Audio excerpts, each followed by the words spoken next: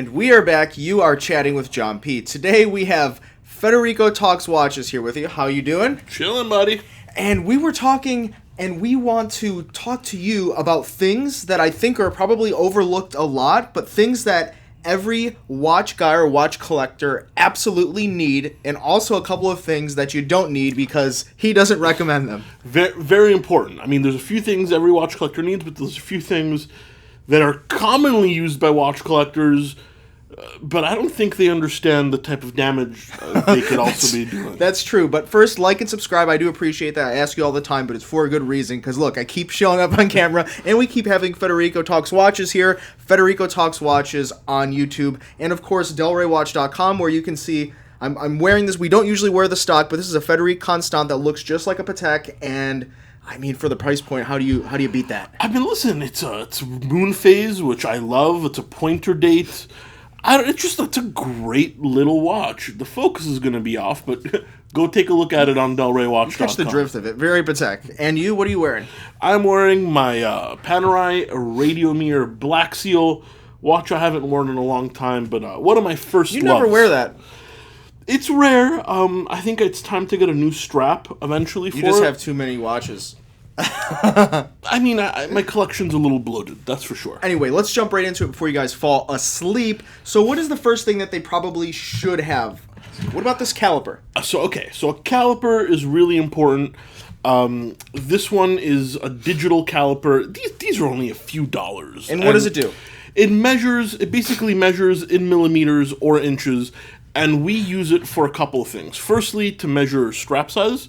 Which is something you should always have with you, is many different types of straps. So straps, and you can measure cases. So when you're ordering a new strap for your watch, or if you're putting up a watch for sale and you need to measure the case, the digital caliper will tell you the millimeters. And honestly, for $3-4 that it costs, it also has a lot of other uses. And here's the best thing about it, right? We trade pre-owned watches, and we get calls all the time, and someone will say, well, how does it wear on the wrist? And the only way to know is if you know the size of the watch you currently wear, and we can compare our watch to your watch so you know if it's going to fit. Otherwise, you're talking about going to stores, and with watches that are discontinued, you can't do it. So you need one of these. Yeah, absolutely. And once again, very inexpensive.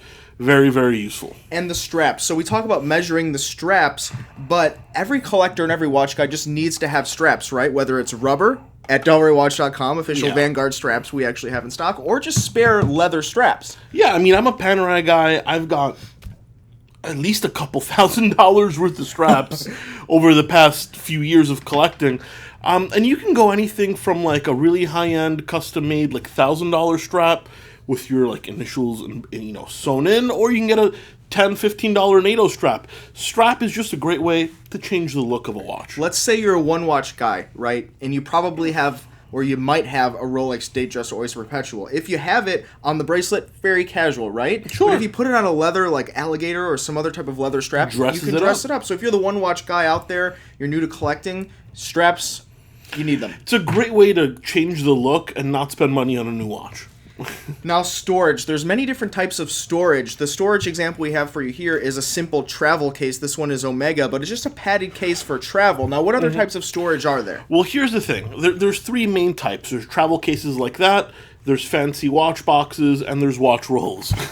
Now, I travel quite a bit, and before I got a watch roll, I spent many years putting my watches in socks. And then were those socks dirty? Of course not. Putting watches in socks. But something like that is super useful to bring on a plane ride or a car journey. Just a great way to move watches around. And then for your house, you can have a full-size box. But then again, I don't want to be a hypocrite. I never use mine. Not really. But every dealer... At-home storage box? Yeah. I don't use mine either, to be honest. Though I do use these travel things all the time, because even if you throw your watch in your book bag or something like that, you just need something to put it in. And these Omega ones you get when you get a watch back from service, but you can buy cheap watch rolls for like $3. And travel boxes. I mean, like $15 to $20 will get you a nice one.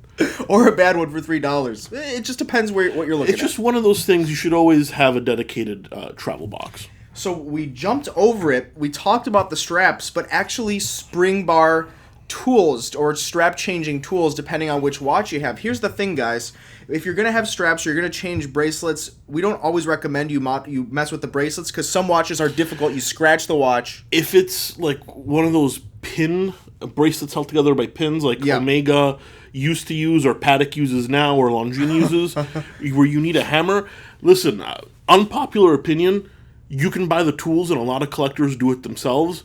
I don't recommend it. I've bent way too many pins. I've lost too many parts. Listen, all it takes is 2 seconds of distraction, and then you got to go eBay hunting for new collars and pins for your bracelet. I don't recommend you do it. However, spring bars and screws... Simple strap changing. You don't want to use a knife. You know, when you take the strap off, there's a spring bar in there, a bar, you push it in. You don't want to scratch up your watch, and you definitely don't want to do a lot of damage to the strap either because, manufacturer straps are not cheap. And on that side note, just a little sidebar, you also probably going to need a set of screwdrivers for lugs and bracelets. And I've noticed one thing. I've been doing this a long time. I've used everything from the cheap $25 sets of screwdrivers to the $200 Bergion set of Swiss screwdrivers. And I never thought, spending $200 on screwdrivers is nuts, but there's a huge difference. Those Chinese screwdrivers that you buy on Amazon for like $22, they just don't last. The tips fall out. They're not sharp. They get blunt. They snap. Honestly, guys, I know it sounds expensive, but if you're going to do screwdrivers, which I think you should, they're very useful, especially if you also wear glasses.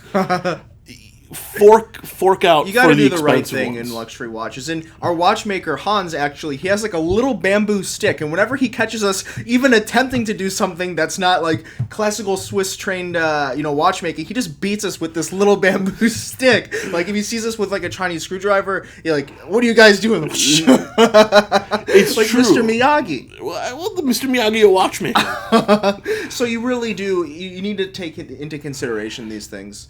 For sure. So we talked. One more thing. Yeah. And actually, this is particularly for vintage guys. I know you love this. A loop. Most guys need a loop. Now, my favorite loops are triplets, so they're 10x, 10 times magnification, and there's some with built-in blue lights. The light, right? That's the one I use. So, a loop is great for examining a dial, particularly in a vintage watch. Has it been repainted? Are there oil spots on the dial? Is the serial number still visible? Stuff like that. But the blue light is great for telling if a dial's been reloomed. And this, true. For you can get a loop for $4 or $5, but for $20-$30, you can get one with a built-in black light. Those are. We won't go to a watch show without one of those loops. They're great to have, but once again, don't drive yourself crazy with them. Like use them as the tool because some guys get these tools and they spend all day working on their watches and become a junior watchmaker. And we don't even do that. And Federico's been doing this for 10 years. I don't even use the watchmaker for these things. Listen, this is ridiculous. I don't even size bracelets. My hands are just not. I don't have the dexterity.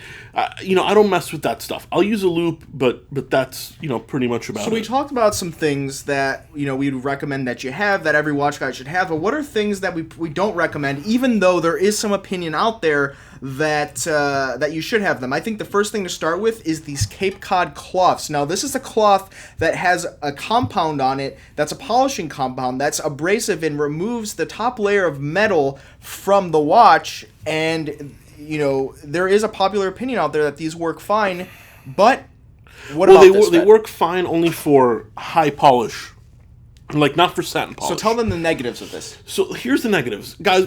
Before, let me say, I know there might be a little hate here. If you know what you're doing, you know what you're doing. I'm talking more to the early collectors. I don't like it because, first of all, it takes a lot of elbow grease. The finishing may not come out right. And then the chemical on it, you need to wear plastic gloves. It gets a little bit messy. Yeah, John, I wore my exam glove, yes, my jacket on the last video. Wear this at least because it burns your hands. I've done it before. Proctologist. It burns your hands. We use this just in emergency. Like if we need to remove one little scratch. But honestly, considering... It's rare, very rarely. Considering a decent polish on a watch is like $30-$40, why would you do it yourself? Why would you do it yourself? It's not going to be the right finish. There's different brushes and different tools, and it's not the manufacturer finish. This is only for high polish. high polish. So I don't recommend it, but there are a lot of guys that use it. And now here's one that I always say I don't recommend, and I get crap for it all the time because people just don't understand like how it works, and I didn't understand either until Hansi explained it to me. Demagnetizers. This is a dangerous topic. This is a very dangerous topic. There's topic. so many like watch lovers out there, and I don't want to sound condescending, but like they go watch a YouTube video where people tell them to buy a demagnetizer, or collectors are talking about and they go buy the $7 Chinese demagnetizer.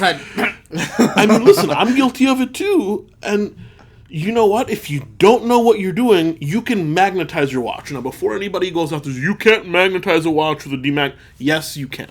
I know there's going to be someone in the comments that's going to be like, you absolutely can. And you have to talk to a classically trained Swiss watchmaker about this, or someone that's a professional certified watchmaker, because if you go to a guy off the street, he's going to say, you use it, and like, these are cheap fixes. Here's the thing, like, you can also overly magnetize a case where it's so bad that you need a special machine to demagnetize. And then that $7 machine, you now have to send it into a watchmaker. Hans has screamed at me multiple times for magnetizing watches. Tiny pieces of metal, especially vintage, they're very susceptible to magnetic fields. That's why they have Faraday cages in the Milgauss. You can go to an authorized dealer. If your watch is magnetized, you can go to an authorized dealer, or any watchmaker, and they will demagnetize it for you for free. And how do they know if it's magnetized? The compass. You can use a compass to check the magnetic field, or you can put it on a machine, the time grapher,